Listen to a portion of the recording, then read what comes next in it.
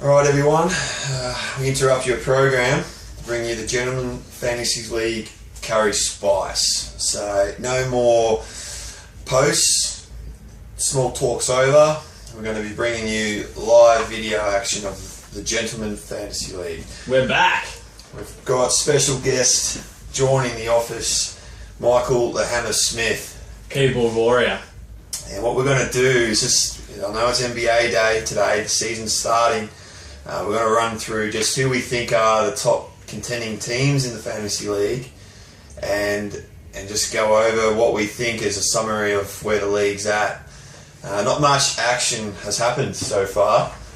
It's been a big wait since the draft, hasn't it? Yeah, no trades. There's been a few ads, but nothing's been fired as heavily as what has happened in previous seasons. So we'll take a look. Michael, who would you have as your top team at the moment? Well, I initially had Luke. He had a beastly team. Durant going down, that's a huge blow. Yep. Inquire with eye troubles. It doesn't help to start the season. It's got Joel, first matchup off the blocks, and we all know that Joel likes to start well and usually starts well in most fantasy seasons. Yes. I reckon Dan. Dan Downey. I reckon Dan Downey. Alright, so we'll have a look at his team. He's got a pretty solid team. Yeah. What was his number one pick? Can't remember now. Kyrie Irving? Link? We would run that off the bat. Say Kyrie. What did he get him in? Was Kyrie or DeMarcus? It might have been DeMarcus. I think he got Irving in the second round. Yeah, big DeMarcus. So, yeah, my boy, DeMarcus Cousins. He's set for a huge year, you know. Can turn over. Another season with Shaq. Yeah, I think DeMarcus is going to be a pretty handy player for him if you're punting turnovers. Can turn it over, loose handles. I'm punting turnovers, so you can send DeMarcus my way for sure. You're punting a few categories, Michael. Yeah. We'll get to that later. So he's got Jonas, Fareed, Cantor, Reggie Jackson. Cantor could be anything, mate. Yeah, Cantor hasn't decided whether he's Ray Allen or Wilton Chamberlain yet, so a bit of work to do for him. Mike Conley is another point guard to go with Kyrie Irving, so he's got a reasonably good mix of players covering a lot of bases there. Who would you go as your non-contender outside of yourself? Outside of you can't say your own can't team. say my team, even though, you know, You wouldn't anyway. Suggest, probably finish ninth again, Nick. Ninth, Richmond. He's going to kill me. Ooh. But Ben. Ben? Yeah. Last, so I play him. There's too many what ifs on his team. I play him first, so that would be good news for me. But why? Very, very strange draft from Ben from previous season. Sports analyst Michael. He went all guards and 3-point stats and points and. Are you talking about your team or his team? Nah, well, his team last season. Oh yeah.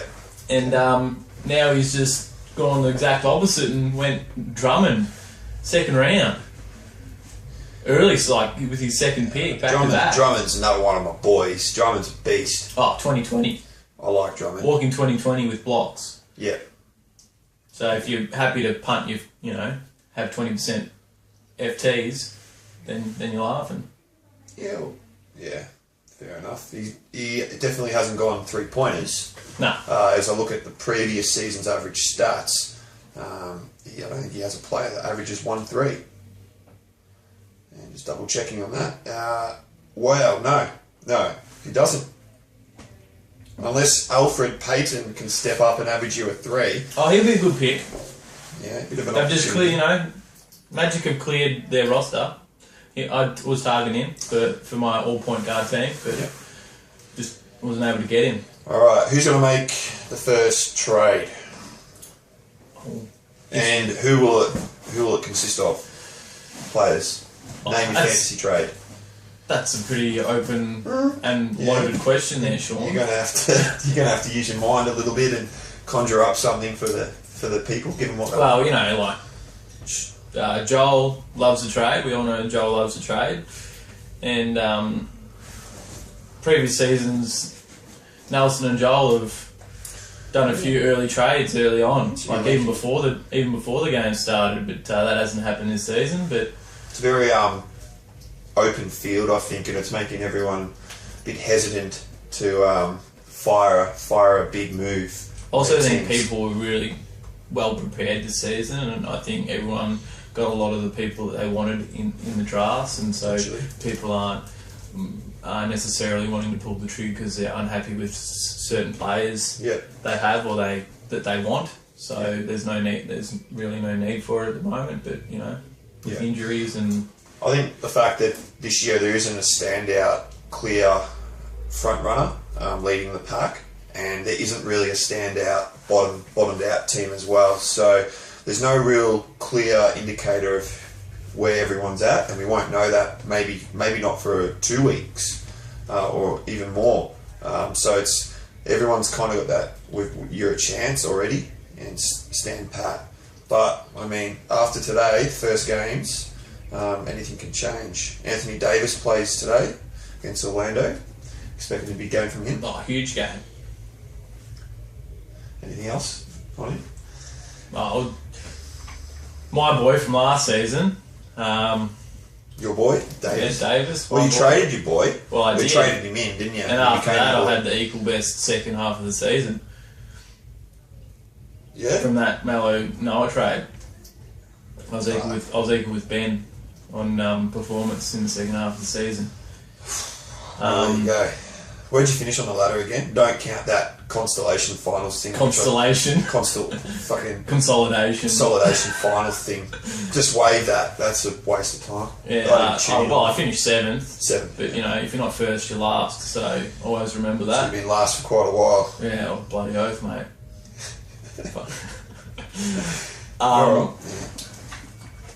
Davis is huge. If he can stay healthy. And now the fact that Durant's gone down, he's better than LeBron, fantasy-wise. Right here, right now. Yeah, well, LeBron, as you he's know... playing with two other superstars. As we discussed with LeBron at Heat Nation, he felt that he was doing too much. He felt that he saved us money on the cap. And why were we amnestying Mike Miller? So of course he was doing too much. Mario Chalmers couldn't do anything. I don't have a PhD in mathematics, but I'm doing too much at Miami. I want to go to Cleveland because I want to do less. So fantasy-wise, around better players, statistically, surely he does a little bit less than what he's previously been doing. His efficiency would still be good. I mean, they were saying... his stats would still be good. Is his field goal going to be higher than Mike Cleveland's wins? And I would say yes, because Cleveland aren't going to win 57 games this year. Or maybe 50. What, are you going to chuck a bet on that? I don't think they're going to win 57 games. Because there's a bet. There's a bet on that. I bet on a lot of things. Another bet that I had the other day was Steve Nash not to play more than 10 games. I said less. Done. And everyone's like, no. Steve Nash this year. I'm like, no, he's done, man. He said on he's 67 years old. On YouTube last year on his video blog, Steve Nash said, look, he basically said, I'm here to collect my money. I'm entitled to opt in and get $6 million. Wouldn't you pass up $6 million? He said, I'm done. I'll give it my best shot, but I'm done. He said it himself. So. Which, good segue into top 4 point guard Jeremy Lin. Oh, yeah. You're pretty wrapped on that. Oh, bloody oath. I want to know, I definitely use a front runner. Round 3 value. I want a side bet on who's going to give more value, Mario Chalmers or Jeremy Lin. And I'll tell you what, look out Jamal Crawford, because Mario Chalmers is coming for you. 6th man of the year. Not a chance. Not a chance. 6th man of the year. Not a chance. So he'll be droppable. Droppable. Yeah. I had him last year. Norris Cole, mate. That's where it's at in Miami right now. Norris Cole's good at the 1%ers, but he's not like Chalmers is a better shooter. Norris Cole can create his own offense and create his own movement. He doesn't have to rely on people finding him the ball. We'll see. No LeBron anymore. So Chalmers, we'll really see what he's made of this season. We will. Yeah. I think. Yeah. Well, we will see. It can go either way with Chalmers. He can basically self-combust and explode, or he can make a living. So we'll find out. Another team I really like is Knicks. Knicks team. And with the season he had last season, Nick wasn't shy of popping his team up a couple of days ago. Well, he has every right to. You should get excited. You should get excited if you feel like you've got a good side. With the season he had last season, where I don't know, did he even win a matchup? I'm not even sure if he won a matchup. Well, did he? He had there were snipers in the building. I think he lost Rose, Lopez, Westbrook. Did he have Westbrook, Rose? He had Rose, but I don't think he had Westbrook. But he had a range of injuries, and now he's got Russell Westbrook, who's got a massive opportunity. Bledsoe. I reckon the only person in the NBA association that's happy Durant's gone down is Russell Westbrook. He's just like, thank you. 800 shots a game. Thank you. And for fantasy Still purposes... shoot 20. No, Still make 20. For fantasy purposes, he's going to be amazing. No, he's going to be huge. If Bledsoe can stay healthy, if he's past his knee injury, it's a bit hesitant. I was thinking, should I draft him? Should I not draft him? But it looks like Jeff at Phoenix is prepared to play 3-guard lineups. I thought Isaiah may have pinched some minutes of Dragic and Bledsoe, and with the way his knee was last season, you just never know what they were planning on doing, and they left it a bit late to. He wanted a max contract, and there was a bit of a stall with his contract and stuff like that. So just didn't know what was going to happen with him. And but if he can stay healthy, big plus side for Nick. So he's got 2 huge stat stuffing point guards that do everything, as well as turn over the ball. He's also got the guy I had last year. Unfortunately, last year I just didn't have the team to support around him. Blake Griffin is just massive. Massive. He's a great player. I had my doubts about him about 2 or 3 years ago, I admit. Thought he was just a bit of a kid's, kind of like the way wrestling is now. He's kind of like a player that the kids can adore and like, but he's not a man's player. Someone who'd use on NBA Jam session on Super Nintendo. But he's just absolutely developed. And now his foul shots have improved. Yeah, he's gone up another level. Jump shots have improved. Yeah, he's a great player. So we're almost done here. The games today are Magic versus the Pelicans. The main players here are for Nelson's team: Davis, Vucevic for Joel, Parsons for me. Yeah, that's in the Mavericks and Spurs game. So they've named Duncan, Matt Bonner's starting at centre, Bellinelli's starting, Danny Green and Tony Parker. So that'll be your boy Danny Green. Do you think he's going to have a bounce back year after Joel was struggling with him all of last season? I think he'll improve his value from where he was drafted. Where he goes from there, I don't know. I don't think he's solved his inconsistency problems yet. Having said that, there's probably more opportunity. Mano's another year older. He's probably going to trip over his nose soon and really break his ankle really, really big. So. Yeah, the opportunity's there, but there's a lot of groundwork. He's a bit off. He hasn't been anywhere near the finals performance he put in against Miami 2 years ago. So, my boy from the playoffs. Rockets and Lakers are the last game. It's a later game. James Harden, good pick for Joel. Good pick. Very, very good pick. Yeah. Joel might know that I told him probably a month before the draft that he'd be taking Harden. Which is a great pick for 6 or 7. 7. So that's really good. So what was the order? It went Davis. Durant. Sorry, Davis, LeBron, Curry, Chris Paul, and Gavin went Carmelo 6. Great Harden, pick. Harden Great 7. pick. So I think with Knicks having Melo on their roster and Calderon, when you look at it like that, feeding Melo the ball, and the triangle offense now being implemented through the summer league and the pre-season, Melo's just going to get a lot of mid-range open jump shots as opposed to forcing some of the junk that he has put up in previous seasons. Even though he does get huge stats, I think he's going to be a bit more efficient.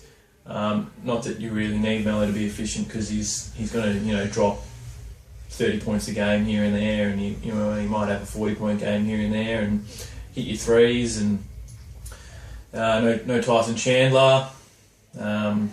Who's their starting centre? Is it the New York Dallenberg? Yeah. You know, And I mean, Bogani just when he feels right, he'll join the field. He's a bit of a he's the AFL player that always skips pre-season and then decides, why am I getting injured so much during the season?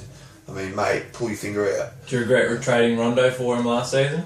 Last year I was pretty poor throughout the year. I should never have drafted Rondo in the first place. Rondo took too long to come back, but Ben's looking pretty good. He's apparently Rondo's going to be suiting up first game. Yeah, to be honest with you, and it fits in with his strategy. I'm playing against Ben, and I'm hoping Rondo suits up against me. Well, you want to be able to win games when people aren't out, because it's just Yeah, but I'm thinking that Rondo will negate him in a few areas that I want him to. Too. Yeah. I don't think he's going to out assist me.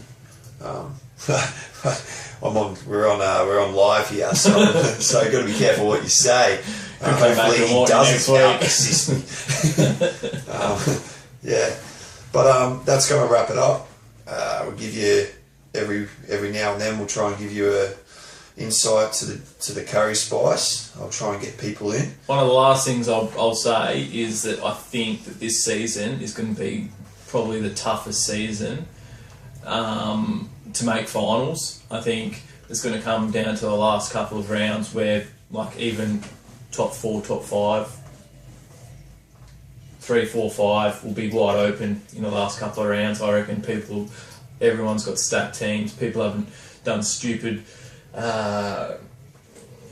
minus a couple that people have already dropped and picked up decent waiver wire players, but I think people have actually got solid strategies. Obviously you can't factor injuries, and it only takes a couple to sort of derail you, especially if you're playing decent sides and a couple of your decent players are out. It hurts a bit, but as Nick found out last season, but I reckon it's just going to be wide open, and so it's going to be really, really enjoyable, I think. And it's going to come down to last games of each matchup each week, I reckon. Yeah, no doubt. Hopefully, I mean, that's what we want, a competitive league at the end of the day. Well, it always is competitive, like there's always little spot fires and stuff in the Facebook page, and usually created by me, but my client's just arriving now as well, so... What's more important, fantasy or gym? It's pretty close, yeah. But probably fantasy, I reckon, over income. Alright, guys, we're just going to wrap up the Curry Spice. Thanks for joining us, and enjoy. We'll see you again soon. Day